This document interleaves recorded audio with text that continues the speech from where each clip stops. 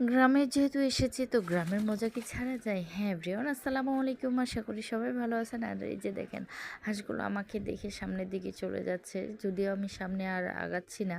কারণ আমি গেলেই ওরা ওই যে অনেক দূরে আরেকটা পুকুর দেখা যাচ্ছে সেখানে চলে যাবে।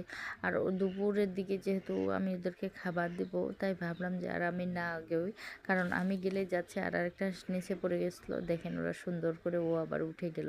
উঠে ওদেরকে নিয়ে আবার সামনে আসতেছে। তো আমি চাচ্ছিলাম আসুক খাবারটা খেয়ে আবার বাইরে যাও, কিন্তু না, আমার ভয়ে আর সামনে আগাচ্ছে না।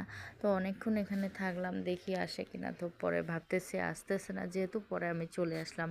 আর এদিকে আমার ছেলে দেখেন ও এটা বাবলুগামটা ফুলাচ্ছে।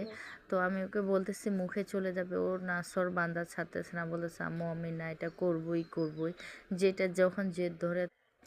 পরে তখন আবার আমি ওকে নিয়ে আসলাম বাসার মধ্যে। তো বাসাতেও দেখি যে করতেই আছে করতেই আছে। তো এর মধ্যে আবার চলে গেলাম একটু বাইরে, দেখি যে একটু আবহাওয়া ভালো আছে মার্শাল্লাহ।